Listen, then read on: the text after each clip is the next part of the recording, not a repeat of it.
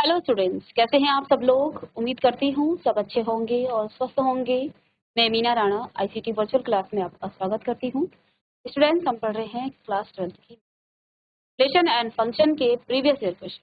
Chapter wise हम यहाँ पर प्रीवियस ईयर क्वेश्चन और साथ में कुछ डाउट क्वेश्चन भी बच्चे अक्सर उन क्वेश्चंस को ही डाउट्स में लेते हैं जो आपके प्रीवियस ईयर में आए हुए हैं और इन्हीं कॉन्सेप्ट पर आपके क्वेश्चन भी पूछे जाते हैं। देख पा रहे हैं कि प्रीवियस ईयर जो है क्वेश्चंस क्या हो रहे हैं, रिपीट हो रहे हैं। उनमें थोड़ा सा वो चेंज करके आपको क्वेश्चन सेम पैटर्न में आपको वो दे रहे हैं और कई बार आपको सेम क्वेश्चन भी आपको मिल जाते हैं। तो देखिए, यहाँ से डाउट्स के साथ साथ आपके हर चैप्टर वाइज आपके प्रीवियस ईयर जो कॉन्सेप्ट हैं, साथ में जो क्वेश्चन हैं, वो भी आपके सॉल्व हो रहे हैं। क्योंकि जब आप किसी क्वेश्चंस को पढ़ते हैं, किसी चैप्टर को पढ़ते हैं, जैसे आपको सर ने पढ़ाया चैप्टर, तो चैप्टर के पढ़ने के बाद तुरंत बाद आपको यहाँ पर उसी चैप्टर के प्रीवियस क्वेश्चंस प्रोवाइड किए जा रहे हैं, जो कि आपके लिए बहुत इंपॉर्टेंट हो जाते हैं। और जब आप पूरा पढ़ने के बाद एक बार प्रीवियस ईयर देखते हैं तो शायद आपके लिए तब थोड़ा सा डाउट हो सकता है, लेकिन ये आपका इस समय आपका कॉन्सेप्ट क्लियर हुआ है। साथ में आप प्रीवियस ईयर क्वेश्चंस को साथ साथ करते हैं तो ये आपके लिए और ज़्यादा जो है फायदेमंद है। तो जैसा कि हमने प्रीवियस लेक्चर में भी कुछ आपके प्रीवियस ईयर क्वेश्चन सॉल्व करे थे, तो जिसमें आपके दो सेम पैटर्न के क्वेश्चन थे, लेकिन वो क्वेश्चन अब जो है आपके 2 साल 3 साल तो सेम क्वेश्चन आपको पूछा गया था 2010 में, 14 में और 15 में, लेकिन 2020 में इसी क्वेश्चन को थोड़ा सा इसको चेंज कर दिएगा। तो इसलिए जो है इन क्वेश्चन को देखिए और फिर हम एक नया क्वेश्चन करेंगे। तो जैसा कि मैंने आपको बताया, पहले आपको 2010, 14 और 15 में सेम क्वेश्चन पूछा गया था और क्या था, सो दैट द रिलेशन आपको दिया गया है। रिलेशन आर जो है किस पर है, Cartesian product of natural number. Find इस प्रकार से किया गया है ए कॉमा बी फिर सी कॉमा डी, और यहाँ पर रिलेशन आपको दिया गया है ए प्लस डी बराबर बी प्लस सी। यहाँ ये जो साइन है ये क्या बता रहा है, अगर रिलेशन ये है, इस बात को आप ऐसा लिख सकते हैं तो इसे आप ऐसा लिख सकते हैं, और यही यहाँ पर इंपॉर्टेंट चीज ये आपने समझ लिया तो बस क्वेश्चन का आपको फिर है। तो हमने इसको रिफ्लेक्सिव भी, सिमेट्रिक भी और ट्रांजिटिव प्रूव किया था, तो ये आपने कर लिया था। इसके बाद नेक्स्ट क्वेश्चन आपका 2020 में पूछा गया, सेम पैटर्न का क्वेश्चन है, सेम चीजें आपको करनी है, बस रिलेशन में यहाँ प्लस की जगह आपको इनटू करके दे दिया। ठीक है, तो प्रीवियस लेक्चर में मैंने आपको ये क्वेश्चन भी बड़े जो है बहुत डिटेल में आपको पढ़ाया है, क्योंकि एक जैसे क्वेश्चन है, रिलेशन सेम है, पहला क्वेश्चन समझ गए तो दूसरा क्वेश्चन भी समझ में आ जाएगा। ठीक है, अब हम नेक्स्ट क्वेश्चन करेंगे। आपके पास यहाँ पर एक क्या हुआ है, क्वेश्चन है, ये भी आपका 2020 में पूछा गया था, क्वेश्चन है आपके पास यहाँ पर दिया हुआ। चलिए क्वेश्चन को रीड कीजिएगा। क्वेश्चन लिखा है, check whether the relation are in the set n। यहाँ पर सेट रिलेशन आपका नेचुरल नंबर, ठीक है, set n of natural number, ठीक है, given by r is equal to, relation दिया है a comma b such that यानी कि a कॉमा b इस तरह से है, a is divisor of b, is reflexive, symmetric और ट्रांजिटिव। ये आपको चेक करना है कि जो रिलेशन नेचुरल नंबर पर डिफाइन किया गया है और यहाँ पर रिलेशन किस तरह का है, a comma b such that यानी कि a और b, a कॉमा b इस तरह से है, a is divisor of b, a is divisor of b। इस बात को आप क्या लिख सकते हैं, b upon a, a is divisor of b, यानी b अपॉन a इसे आप लिख सकते हैं। ठीक है, तो इतना समझ गए तो फिर आपका ये क्वेश्चन चुटकियों में सॉल्व हो जाएगा। तो इसके रिफ्लेक्सिव, सिमेट्रिक और ट्रांजिटिव होने की आपको यहाँ पर चेक करना है। Also determine whether the R is an equivalence relation. तो इक्विवेलेंस तो आप जानते हैं क्या होता है आपका, जिसमें सिमेट्रिक, रिफ्लेक्सिव और ट्रांजिटिव होगा तो वो आपका इक्विवेलेंस। ठीक है, चलिए क्वेश्चन को नोट करें।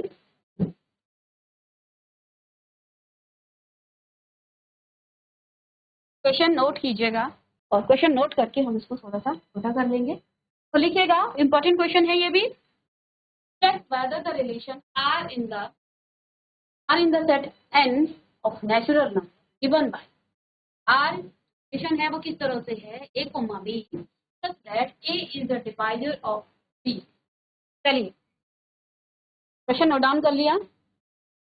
चलिए आपके पास यहाँ क्या क्या चीजें गिवन है, सॉल्यूशन लिखेंगे।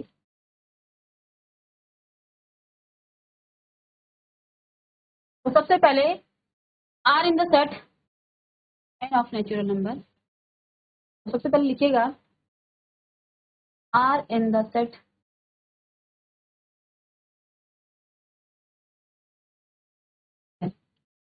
नेचुरल नंबर, n आपका क्या है, नेचुरल, ठीक है।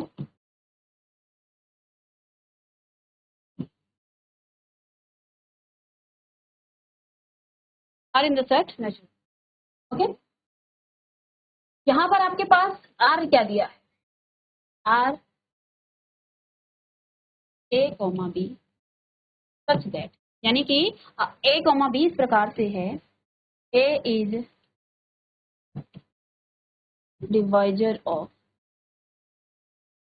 दैट मीन्स इस बात को आप क्या लिख सकते हैं, R is equal to set A comma B such that B upon A, ऐसा आप इसे लिख सकते हैं, ठीक है। तो इस बात को आप ऐसा लिख सकते हैं। तो ये तो आपके पास गिवन था और गिवन चीज को हमने यहाँ पर ऐसे लिख लिया है, ठीक है। तो ये आपके पास, अब यहाँ पर हमने चेक क्या क्या करना है, रिफ्लेक्सिव, सिमेट्रिक और, तो पहला यहाँ पर आप देखिएगा रिफ्लेक्सिव, क्या, फिर आप यहाँ लिख सकते हैं फॉर रिफ्लेक्सिव। रिफ्लेक्सिव रिलेशन के लिए आप क्या लिखिएगा, ए बिलोंग टू नेचुरल नंबर, ए यदि नेचुरल नंबर को बिलोंग करता है, नेचुरल नंबर का से ही ये रिलेशन दिया गया है, तो ए बिलोंग टू रिलेशन नेचुरल, ठीक है ना। और एवरी ए लिख सकते हैं यहाँ पर आप, फॉर एवरी ए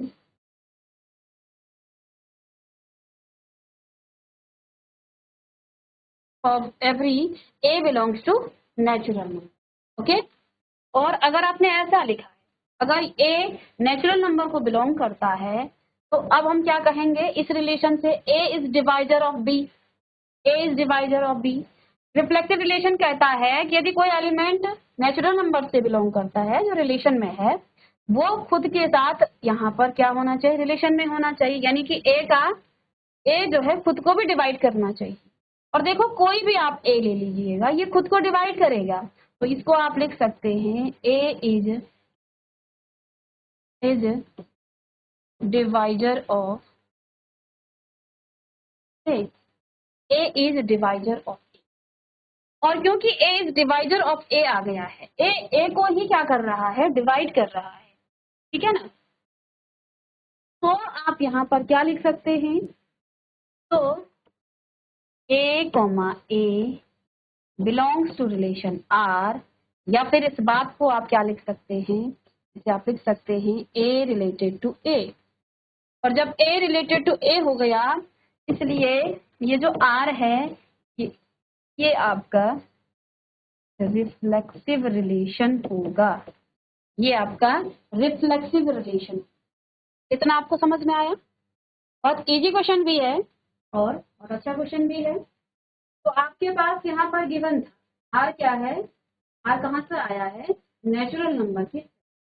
आर क्या दिया है आपको, A comma B such that A is divisor of B. अब इसका मतलब क्या हुआ, R is equal to A comma B such that B upon A, इसको आप ऐसा लिख सकते हैं A is divisor of B, divisor of आएगा यहाँ पर, इसको थोड़ा सा, ए इज डिवाइजर ऑफ, ठीक है। इस बात को आप लिख सकते हैं बी अपॉन ए।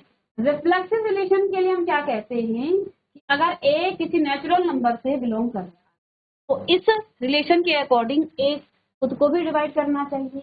और आप ए को नेचुरल नंबर से, कोई भी नेचुरल नंबर आप लिख लीजिए, आप 2 को 2 से डिवाइड होगा, हर नंबर, हर नेचुरल नंबर खुद से डिवाइड होगा ना। आप किसी को भी रख लीजिए नेचुरल नंबर से, वो खुद से हमेशा डिवाइड होगा। That means A comma A belong to relation A, यानी कि यहाँ पर आप कोई भी एलिमेंट ले लीजिएगा, for all A belongs to A, यानी कि ए आपका नेचुरल नंबर में से कोई भी नंबर हो सकता है, आप कोई सा भी ए ले लीजिएगा, वो हमेशा खुद को डिवाइड करेगा। तो किसी भी नेचुरल नंबर को आप लें, वो खुद को डिवाइड करता ही है। इसका मतलब क्या हुआ कि A comma A also belong to relation R, और इस बात को आप ऐसा भी लिख सकते हैं ए रिलेटेड टू ए, ठीक है। ये लिखें चाहे ये लिखें, एक ही बात है। और अगर ये ऐसा है तो आर आपका क्या हो जाएगा, रिफ्लेक्सिव रिलेशन हो जाएगा, ठीक है ना। चलिए इसको आप इतना नोट करें रिफ्लेक्सिव के लिए। अब नेक्स्ट हम यहाँ पर सिमेट्रिक की बात करें। चलिए चलिए फर्स्ट लिखिएगा आपका रिफ्लेक्सिव, ये रिलेशन आपका है। देखिए,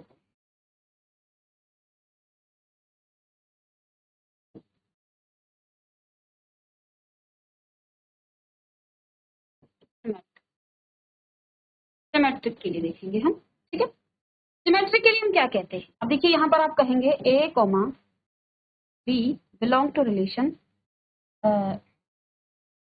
belong to natural number. A और बी अगर नेचुरल नंबर को बिलोंग कर, तो ये तो रिलेशन है, ये नेचुरल नंबर के सेट से ही आया है। तो यहाँ पर आप लिख लीजिएगा कि if A comma B belong to natural, ठीक है, और A comma B belong to relation, अगर ये रिलेशन आर को बिलोंग करता है तो क्या आपके पास होना चाहिए, ए, तो आपके पास क्या आना चाहिए, बी अपॉन ए, बी अपॉन ए, लेट सपोज इसको आप एम पुट कर, तो यहाँ पर आप क्या लिखेंगे, A is divisor of, A is divisor of B, is divisor of B, ठीक है। सिमेट्रिक रिलेशन देखिए, सिमेट्रिक क्या कहता है, यदि ए और बी रिलेशन आर में है, तो हमने तो कह दिया कि ए और बी रिलेशन आर में है, बिल्कुल है। हमने कहा बी अपॉन ए, क्योंकि ये रिलेशन तो आपके पास क्या है, B is divisor, A is divisor of B, ठीक है ना, यानी कि जो दूसरा एलिमेंट है वो ऊपर आएगा, ठीक है। अब यहाँ पर सिमेट्रिक कहता है अगर ये रिलेशन में है तो आपके पास बी रिलेशन, बी कॉमा ए भी रिलेशन में होना चाहिए, है ना, ये भी रिलेशन में होना चाहिए। दैट मीन्स अब यहाँ पर आप क्या लिखेंगे, यहाँ पर थोड़ा सा आप लिखिएगा कि अगर बी कॉमा ए, बी कॉमा ए आपका किस में है, रिलेशन में है, बिलोंग टू रिलेशन अगर ये है, तो यहाँ पर आपके पास क्या आ जाएगा, ठीक है, ये आपके पास क्या आ जाएगा, ए अपॉन बी, ए अपॉन बी आ जाएगा, और ये आपका क्या होगा, ए अपॉन बी, यानी इसको रिवर्स कर दिया, तो यहाँ हमने बी अपॉन ए को एम माना, तो ए अपॉन बी आपका क्या हो जाएगा, 1 अपॉन एम, ठीक है। 1 अपॉन एम यानी कि क्या ये इसको डिवाइड कर रहा है, ये इसको डिवाइड नहीं कर रहा है, ठीक है ना, तो ये तो आपका फ्रैक्शन में आ गया, डिवाइड कहाँ कर रहा है, 1 अपॉन एम आपके पास इस पर आ गया।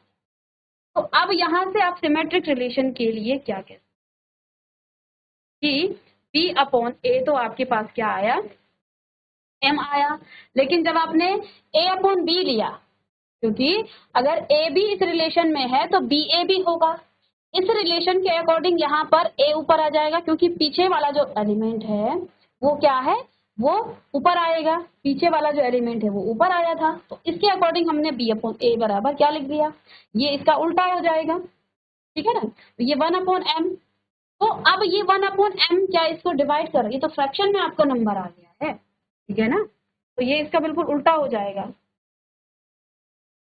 लेकिन अब यहाँ पर आप क्या लिखेंगे, but B is not divisor of A, B is not divisor of A, तो डिवाइजर ऑफ बी है, लेकिन A is divisor of A, पर बी आपका डिवाइजर होना चाहिए, तब जाकर के ये रिलेशन आपको सेटिस्फाई होगा, ठीक है ना। दैट मीन्स अगर ऐसा आ रहा है तो अब आप लिखेंगे B comma A does not belong to relation R, ये रिलेशन आर में बिलोंग नहीं करेगा, क्योंकि ये इसको डिवाइड ही नहीं कर रहा है, यहाँ तो फ्रैक्शन में नंबर आ गया है, ठीक है ना। तो अब इसको आप क्या कह सकते हैं, so R is not symmetric, R is not symmetric, ये सिमेट्रिक आपका नहीं है। सिमेट्रिक होने के लिए क्या होता है, अगर ए बी रिलेशन में है तो बी ए को भी रिलेशन में होना चाहिए, लेकिन यहाँ बी ए आपका रिलेशन में नहीं है, ठीक है ना, और अगर ये बी ए भी इस रिलेशन में होता तो तब जाकर के ये आपका सिमेट्रिक होता, ठीक है। तो यहाँ पर आर आपका नॉट सिमेट्रिक, आर आपका सिमेट्रिक नहीं है। चलिए इसे नोट डाउन करें। ठीक है। चलिए नेक्स्ट पेज में अब आप ट्रांजिटिव की बात करें।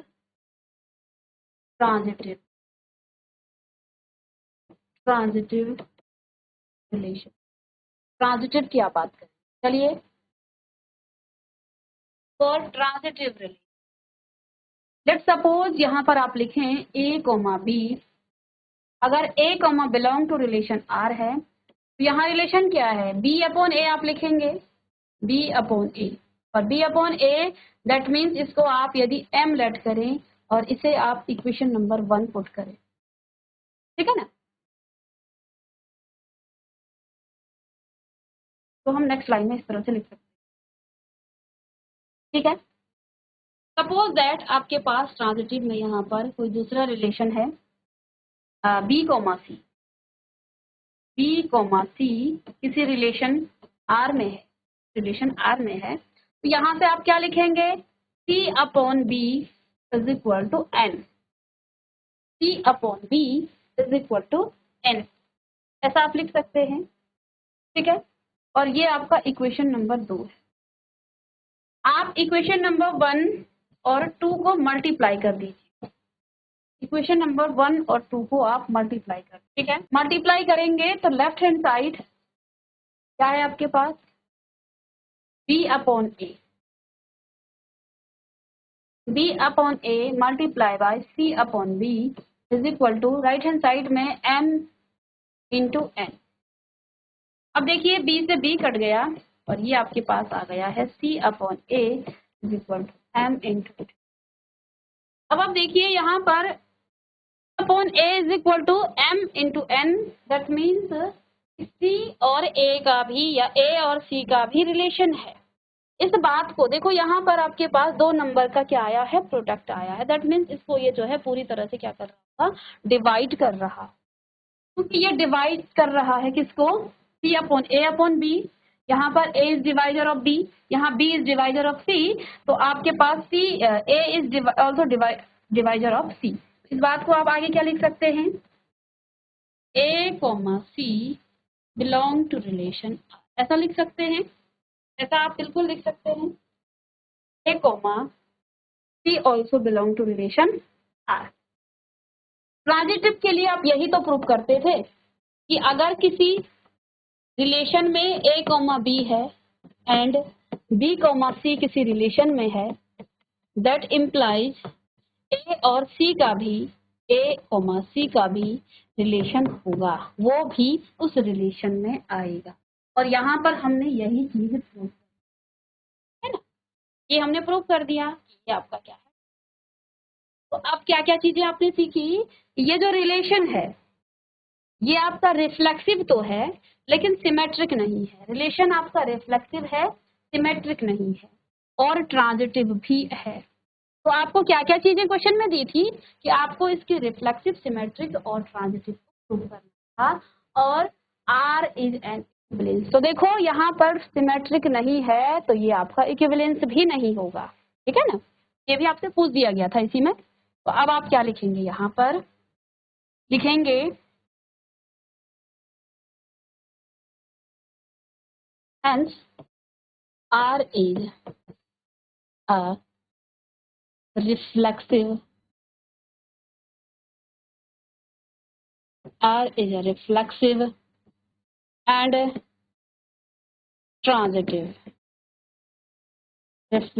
and transitive, relation,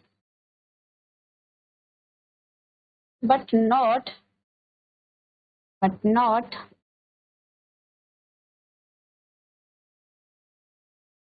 symmetric relation. Hence, so the relation is not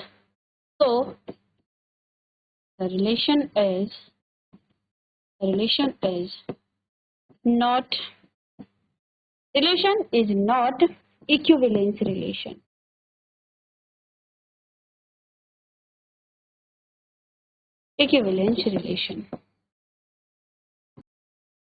तो अब आप क्या लिख सकते हैं, hence R is reflexive but relation but not symmetric, ठीक है, ये आपका सिमेट्रिक रिलेशन। तो the relation is not equivalent, क्योंकि ये सिमेट्रिक नहीं है, तीनों चीजें होनी चाहिए, इसलिए ये आपका क्या है, ये आपका इक्विवेलेंस भी नहीं होगा। चलिए चलिए नेक्स्ट क्वेश्चन आपके पास है।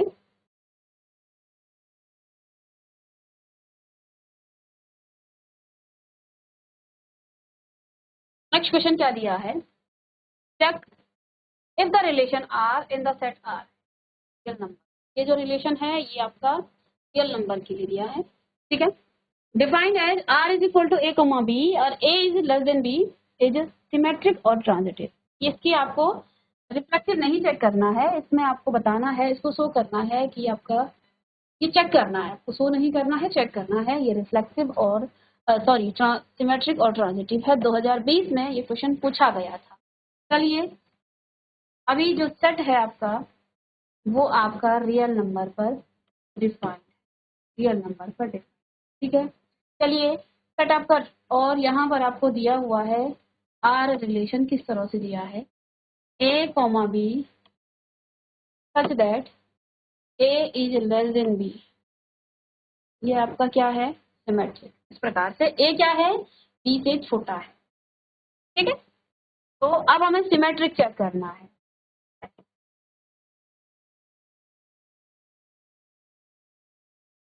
सिमेट्रिक की, चलिए सिमेट्रिक के लिए यहाँ पर आपके पास क्या दिया है relation, R is equal to A comma B such that A is less than b, a b से छोटा है।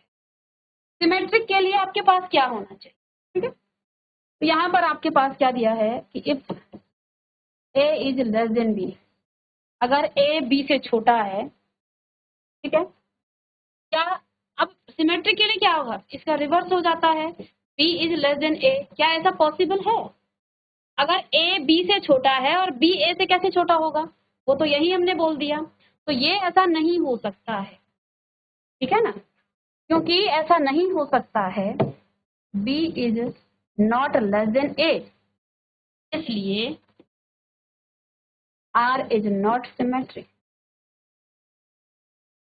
हम दोनों बात एक साथ नहीं कह सकते, ये बड़ा भी है और फिर छोटा भी है।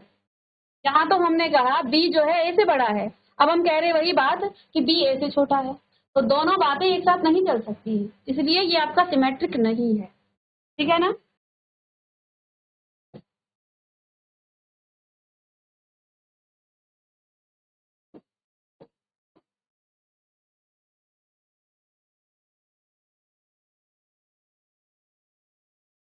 अब यहाँ पर ट्रांजिटिव की बात कीजिएगा। ट्रांजिटिव रिलेशन के लिए आप क्या लिखेंगे, ट्रांजिटिव रिलेशन के लिए आपके पास क्या है, A comma B belong to relation R, ठीक है।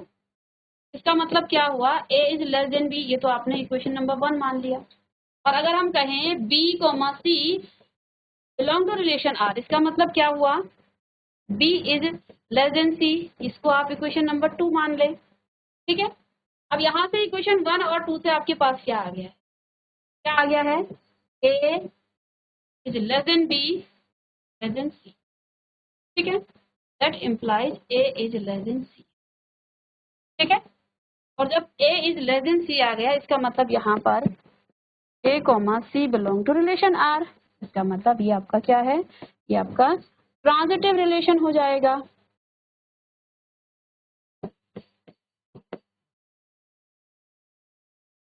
ठीक है। तो ये आपका सिमेट्रिक नहीं है लेकिन ट्रांजिटिव है। हमने क्या कहा, A comma B belong to relation R, तो आपके पास यहाँ क्या आ जाएगा, A is less than B, यही रिलेशन में दिया था। यहाँ हमने कहा B comma C belong to relation R, यानी कि B is less than C. तो इन दोनों रिलेशन से, इन दोनों इक्वेशन से यहाँ पर आपके पास क्या आ गया है, A is less than B is less than C, तो इसका मतलब क्या हुआ, A is less than C, और अगर A is less than C है तो यहाँ पर क्या हो जाएगा, ए डैश, यानी कि A comma C belong to relation R. तो यही तो रिलेशन था कि ए और सी अगर हैं और उसमें क्या आना चाहिए, ए इज लेस देन सी, तो ये हमने इन दोनों इक्वेशन से यहाँ पर प्रूव कर। इस प्रकार से आप जानते हैं, ये भी आपका 2020 में ये क्वेश्चन पूछा। था। तो रिलेशन एंड फंक्शन से आपके लगभग जो आपके प्रीवियस ईयर क्वेश्चंस हैं वो हमने कंप्लीट किए। आगे की क्लास में भी हम कुछ डाउट्स और कुछ प्रीवियस ईयर क्वेश्चंस आपके सामने लेके आएंगे। तो मिलते हैं नेक्स्ट लेक्चर में, तब तक के लिए